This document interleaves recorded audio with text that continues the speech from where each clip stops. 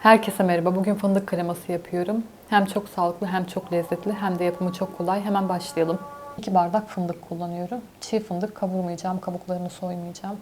Kavrulduğu zaman yağlar, içindeki yağ, barındırdığı yağ trans yağ dönüşüyor. Şöyle bir aktarayım. Kapağını örtüyorum ve robotumu çalıştırıyorum.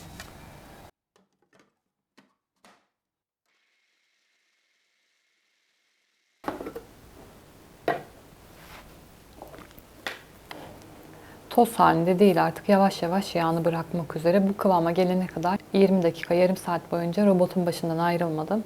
Sürekli kenarlara yapışıyor çünkü. Makine boşa dönüyor. Kapağı açtım. Kenardakileri indirdim her seferinde. Tekrar kapadım ve yarım saatte bu kıvama geldi. Bundan sonrası kolay artık. Çünkü sürekli böyle açıp açıp kapamak zorunda değiliz. Ve şu an ısınmaya başladı. Bundan önce hiç ısınmadı. Isındığı için dolaba götürüyorum ben bunu çabuk soğusun diye. Daha kısa zamanda oluyor böyle. Sadece bu hazneyi götürüyorum. Sonuca tekrar getireceğim. Devam edeceğiz.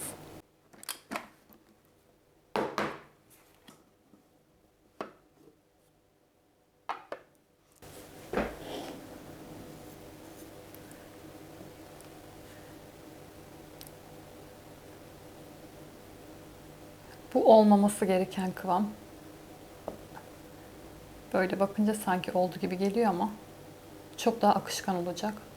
Bu kıvamda olunca olmuyor. Hamur formunu alıyor sonunda. Böyle görünce oldu diye hemen pes etmeyin. Devam etmeliyiz. Kendiliğinden çalışan bir manuel olmayan otomatik bir robotunuz varsa kolay ama elle çalıştırmak zorunda olunca biraz zorlayıcı olabilir.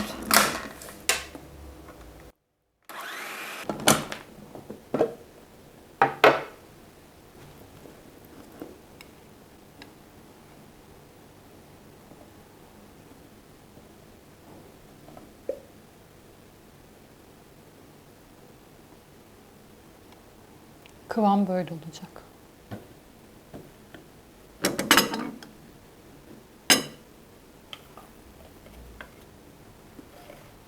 Çok akışkan. Öyle yoğun yoğun akmıyor. Soğumasını bekleyeceğim. Soğumadan önce tuzunu eklemeyi unuttum yine. Biraz tuz ekliyorum. Tuzunu da ekledim. Bir kere de böyle karıştırayım.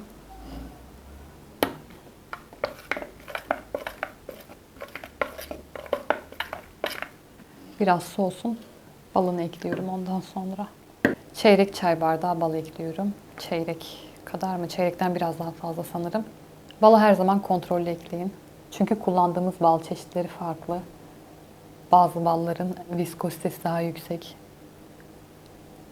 Bazıları daha akışkan. Ona göre kontrollü eklemek gerekiyor.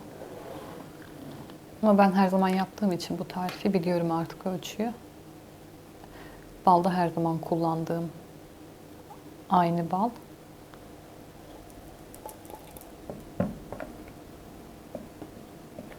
Bal içine girdiği sıvıyı katılaştırıyor. Bunu da katılaştırdı. Böyle. Şu anda gayet sürülebilir bir kıvamda. Tam kıvamında yani. Ama yaz aylarında daha sıvı olur. Tadı o kadar güzel ki bunu yaptıktan sonra Nutella'ya falan hiç ihtiyacınız olmaz. O kadar güzel yani. Şöyle bir dilim ekmeğim var.